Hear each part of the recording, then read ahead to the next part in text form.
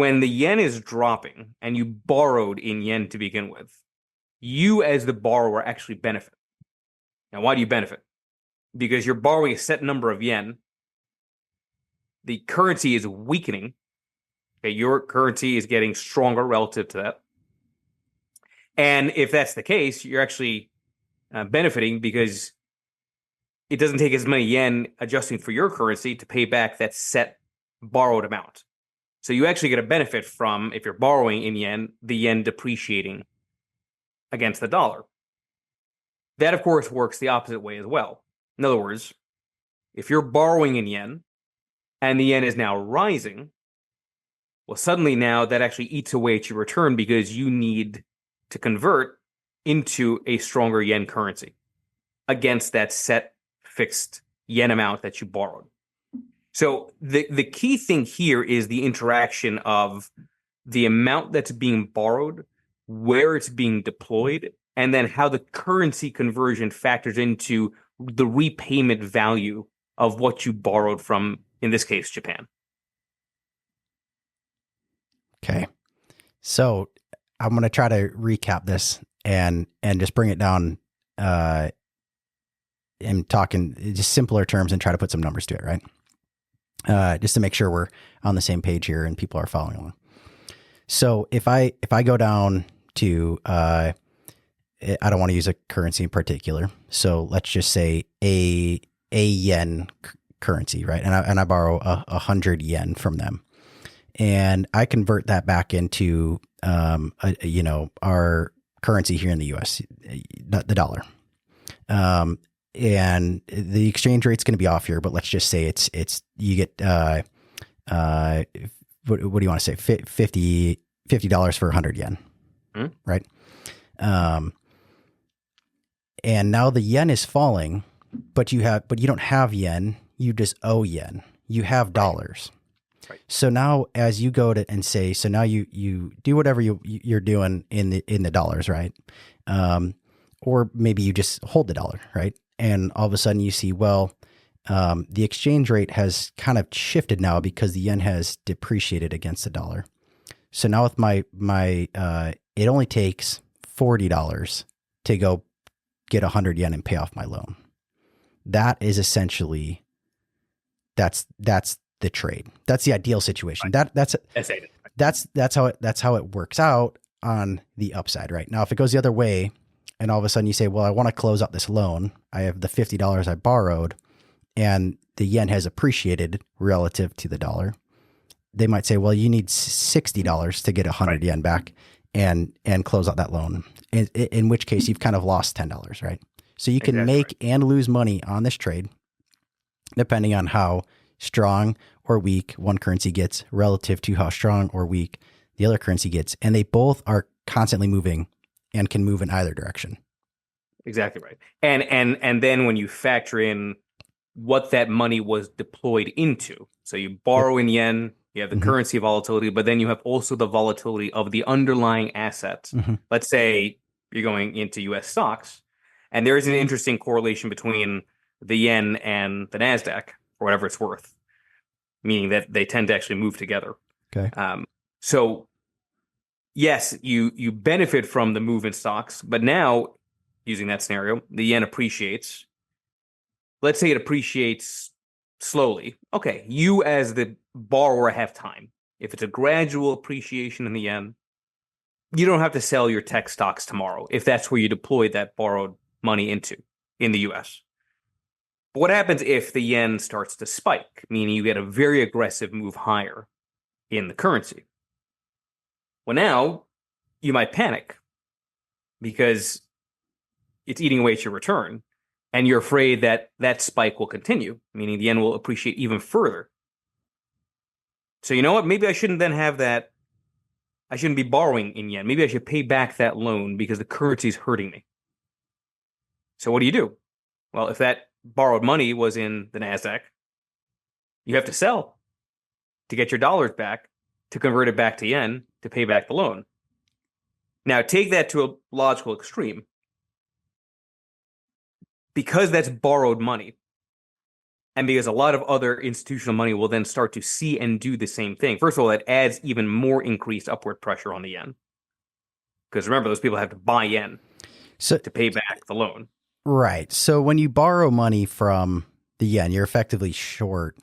Right. And exactly right. And again, not defining which yen, I don't want to at least, which yen, but just yen as a proxy for a foreign currency here.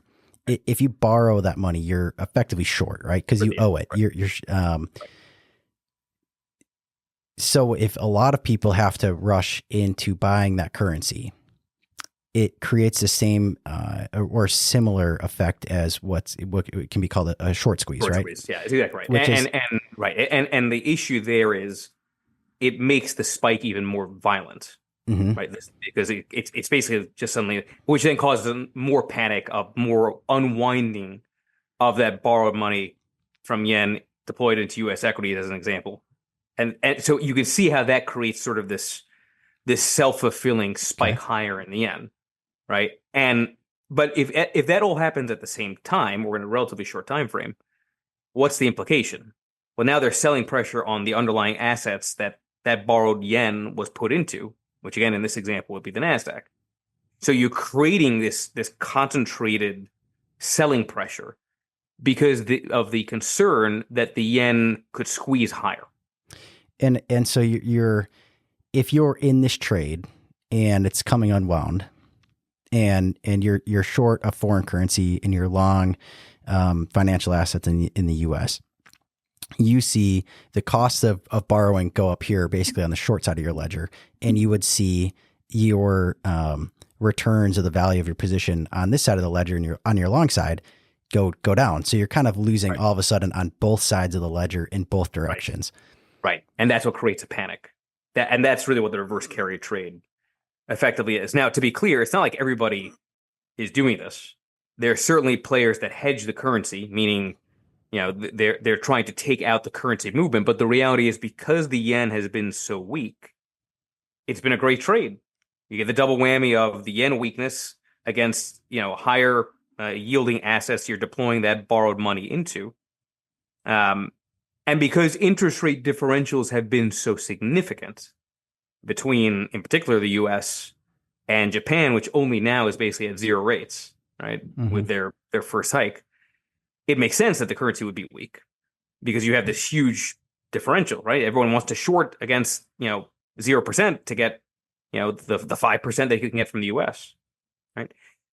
Now, in a very levered system, it doesn't take very much for volatility to rise. You just need, at the margin, some forced selling, which would happen with money that is getting nervous and that may, from their risk control perspective, say, we need to reduce our exposure to the yen that we're short against, right? And that's where the whole butterfly effect, what I call the Mothra effect on X, which is a play on Godzilla and Mothra, that flapping of wings in terms of forced selling has all kinds of implications and domino effects on everything else, right? And that becomes the spark for broader volatility. Now, I could be totally wrong that this is a viable scenario in the short term. The issue is that I don't think people really appreciate, in general, how much leverage Japan has enabled for decades. Okay. And they've been able to enable that leverage because they never had to worry about inflation. Now they do, in a very shocking way. Aside from the fact that wages have increased meaningfully, Japan imports all of its oil. Okay, so now this is where it gets to be, I think, really interesting to kind of think through, and why it has implications on so many other things than people realize. Japan does not, unfortunately, have the benefit that we have in the U.S., where they have domestic oil production. A lot of the nuclear reactors were shut down post-Fukushima, which was a big driver of their own electricity needs. So they import all this oil. Now, oil is priced in dollars. As oil rises, again, it's priced in dollars, Japan has to convert yen to dollars and then back to buy the oil. Right? They have to their own currency conversion just to be able to import oil. The weaker the yen gets against the dollar, the more the price of oil rises in yen terms. So it actually becomes more expensive because the currency is weaker. So as their currency, so just to clarify, so in Japan, and again, I just want to try to simplify this down to make it digestible. So I'm going to talk yens like as if they're dollars for just a minute, and I'm going to use like U.S. prices, so it's familiar sounding for people.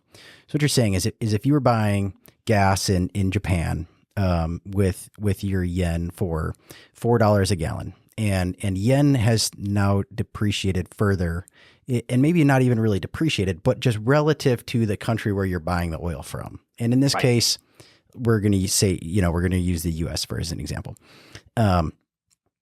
You may now have to actually buy it at $5 a gallon. As an example, not because your currency did anything wrong, but because the other currency just got stronger and you have to buy it in that currency. You can't buy it in your own currency.